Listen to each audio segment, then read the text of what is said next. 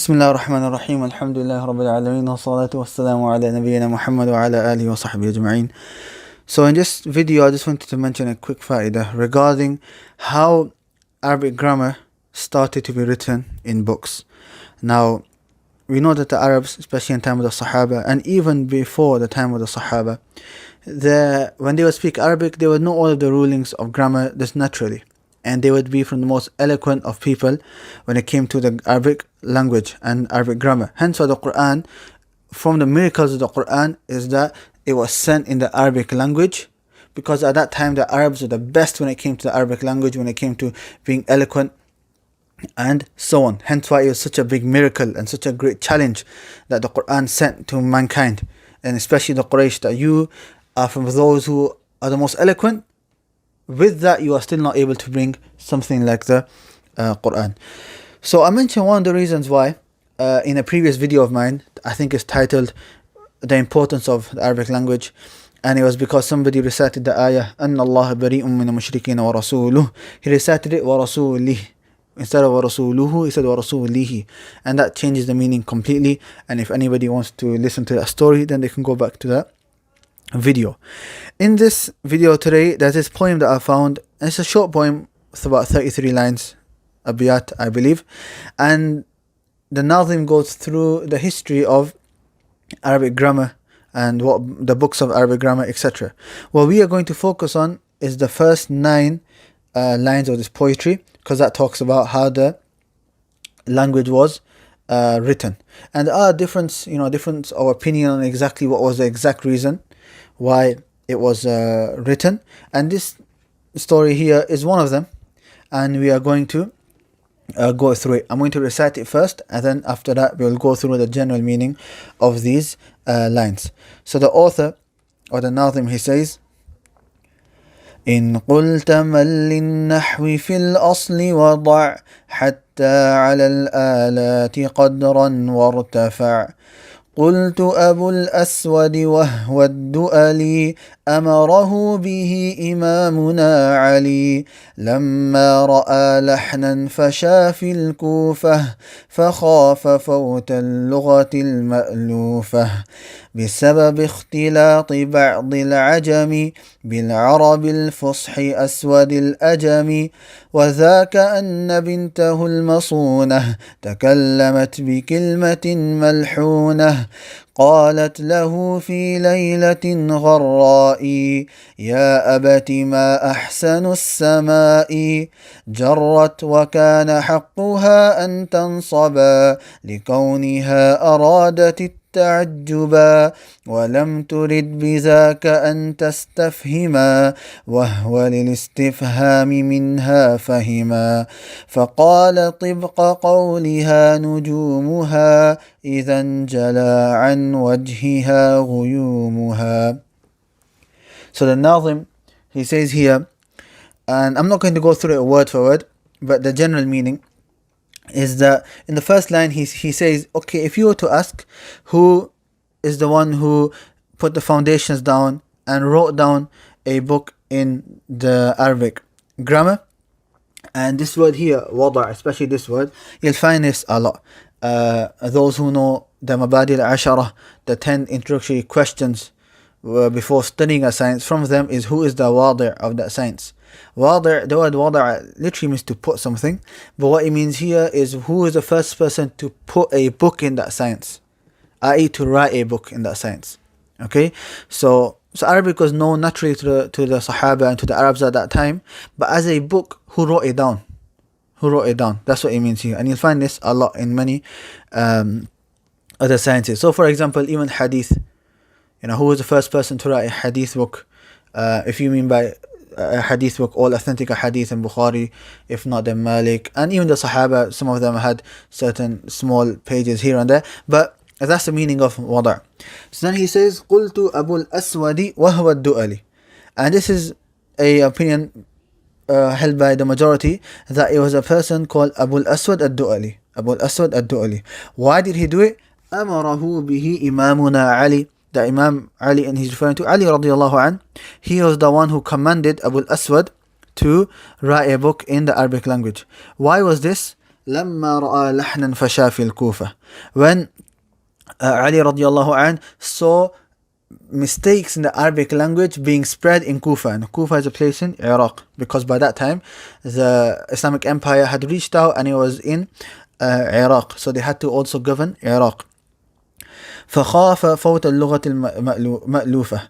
So when they saw all of these mistakes happening in the Arabic language, they feared that the Arabic language would be gone, and if that was to happen, then the religion would also go, because the Quran and Sunnah are both in Arabic.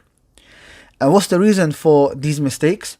It says بسبب اختلاط بعض العجم بالعرب الفصحى أسود الأجم. Because non-Arabs would enter into the religion, and because they don't know Arabic, they would make mistakes in the language. And we have this. Those are in Saudi. They know our Pakistani brothers, Bengali brothers, non-Arabs basically that work there. They speak Arabic, but the Arabic is broken and they make a lot of mistakes. In fact, they add words into the Arabic language from their own language. Okay? And we have the same thing here in England. Somebody comes from abroad. Even if he studies some Arabic, the way he speaks is not the same. And then he mentions the reason for this. What was the story, what was the incident that made him think that, okay, I need to write something in the Arabic language? So he says, وَذَاكَ أَنَّ بِنْتَهُ الْمَصُونَةَ تَكَلَّمَتْ بِكَلْمَةٍ مَلْحُونَةٍ. It's because his daughter, meaning Abu al-Aswad ad-Du'li, his daughter actually made a mistake when speaking. She said one night, يَا أَبَتِي مَا أَحْسَنُ السَّمَاءِ. Yeah, he said, oh my beloved father, what is better than the sky? مَا أَحْسَنُ السَّمَاءِ. Okay, now that's what it was meant to mean, but the actual meaning here is what is the best thing from the sky. Jarrat doesn't know what majroor means, meaning look, أحسن السماء, a kasra is on the hamza over there, a kasra is there. That's what it means by jarrat. وكان حقها أن تنصب. But in reality, according to the meaning that she wanted, she was meant to say ما أحسن, a fatha on the أحسن, and also ما أحسن السماء. So ما أحسن, a fatha on the noon, and also a fatha on السماء. ما أحسن السماء. And this is when it said it's going to come لكونها أرادت التعجب, because that is something called as in Arabic as تعجب, that you are saying this out of astonishment, not as a question. Okay, and it's in Medina book 1 or Medina book 2, I believe. So when you are amazed, even though the wording is like a question, but you're not actually saying it as a question. It's like you could say maybe a rhetorical question, maybe, I don't know, as closest thing in English, but the meaning behind it is that she is saying it due to being amazed by how beautiful the sky is. That's why he says وَلَمْ تُرِدْ بِذَاكَ أَن تَسْتَفْهِمَ وَهُوَ الْإِسْتِفْهَامِ مِنْهَا فَهِمَ. That she didn't mean to make it a question, but because her i'rab, the harakat were not correct, it became a question. So فَقَالَ طِبْقَ قَوْلِهَا نُجُومُهَا. So the father's response was the stars, because he understood it as a question. What's the best thing in the sky? And he said the best thing about the sky is the stars. But she did not mean a question. She meant, what's more beautiful than the sky? It's not really the answer to it. In other words, she is saying, the sky is really beautiful. So for this reason, subhanAllah, look at this one haraka changing, and look how it changed the meaning of the sentence completely. So much so that the father he understood it incorrectly and gave a certain answer. So this again shows the importance of learning the Arabic language. You can't turn around and try to give fatawa, rulings, this sheikh said this sheikh said that, and act like or you want to refute people, or whatever it is. You cannot get a high level in seeking knowledge except by the Arabic language, because the Arabic language is the key. The Arabic language is the key, and you have to know the Arabic language. I mean, all of the books, here are some of the books. All of these, who's going to read them in English? These books are not in English. Tafsir al-Tabari is not in English. Mughni is not in English. Fath al-Bari is not in English. Ad-Durr al-Siniyya is not in English. And most 95% of the Arabic, of Islamic literature is in Arabic. And even those translated into English, they don't do the full justice of the Arabic language. And so much is lost in translation. And I've heard so many brothers who, once they've learned Arabic, later on they will come up to me, even if it's only 2-3 years later, they would say, subhanAllah, enjoy reading in Arabic is much more enjoyable than reading in English. Why? Because all that richness, when it's translated, is lost. So I just wanted to mention this. And then the author carries on, or the poet carries on, and he mentions some of the books in Arabic language. And then I just want to mention this as a side benefit. He mentions later on, إمام هذا الفن سيبويه ومن عداه عالة عليه آتاهم الله ثوابا كاملا ومن يكون عالما عاملا. That the Imam of this science is Sibawayh, a person called Sibawayh. ومن عداه عالة عليه, and anybody other than him has to rely upon him. That's why the books are full. Sibawayh said this, Sibawayh said this, Sibawayh said this. Okay, and Sibawayh is like, if he says something, خلاص, you don't speak against him. Okay, that's how high his level is when it comes to the science of Arabic language. And then the author makes dua for him. And an extra side benefit is that Sibawayh wasn't even Arab. He wasn't even Arab. He was non-Arab. And also the person who wrote Maqayis al-Lugha, I believe, Al-Mubarakfuri, I think his name was, he's non-Arab as well. And I can't remember if his name was Mubarakfuri, I think that was somebody else. Ala kulli hal, so many ulama of the Arabic language, they were non-Arab.